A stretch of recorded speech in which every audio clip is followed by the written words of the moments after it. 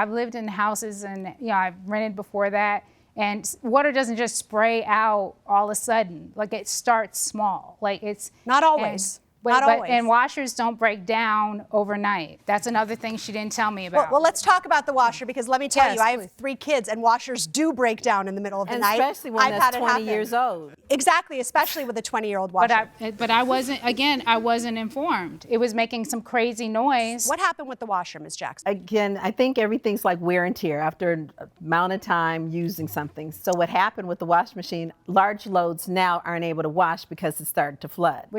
So I wrote a sign on the wash machine to let the tenants know only use small or medium loads. Did you inform Ms. Marcus right away? No, because I just Why not? I just looked at it as old wear and tear. It's going to happen. Did it occur to you that maybe if you didn't address the problem now, things would get worse down the line? I just thought it was time to get rid of it anyway. I mean, it's so old. It was very old. That it's time to get something new. All right, I have one more question. Ms. Jackson, did you drill a television into an antique cabinet? No, you don't drill a television. No, you don't. First of all, you aren't doing that. Okay, Mr. Nick, control yourself. Yeah, the TV, to make it hold, my husband had a little latch right there, and he screwed a nail right here to the cabinet right there with the latch, and that could prevent it from tipping. And all you do is like remove it like that. I'm going to open it back up to my other judges. Ms. Marcus, when was the last time you were in the house while the plaintiff was a tenant? April of last year.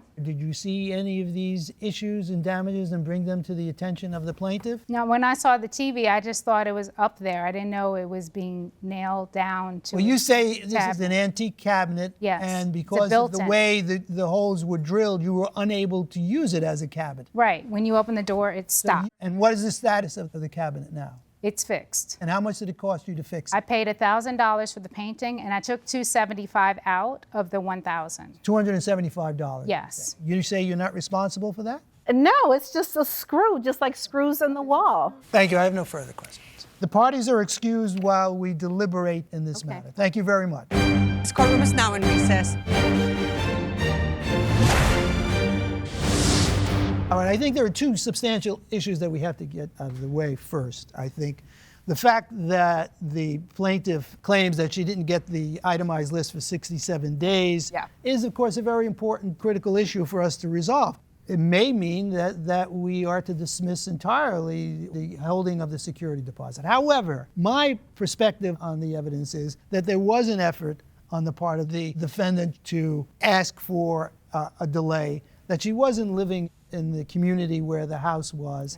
And therefore, I don't think that she acted in bad faith, and I would say that she's not automatically precluded from keeping some of the money. I think I agree with you with that. If we had to consider anything on the part of the defendant, that is the antique cabinet. I agree. Yeah, I certainly think that the defendant is entitled to the damages to the antique. Also, the plaintiff conceded a number of items. Number one, that she chipped a bathtub and whatever the repairs were for that. I think she also conceded she didn't leave on the 5th of December when she was supposed to, and that was 2 days, and that was some $200 and some odd dollars. What I'm more troubled about than the delay is that I don't think that she has a realistic idea of what a tenant could have done to the home in the month or 2 that she hadn't seen it in any condition. I don't give much credit to her testimony that a friend walked through the house and said that it looked okay. Yeah. That's subjective. What is crazy? Of course. So I don't think in this case that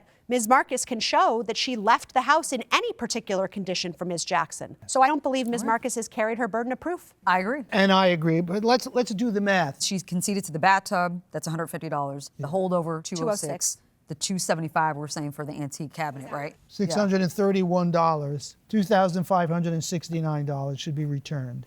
We're in agreement.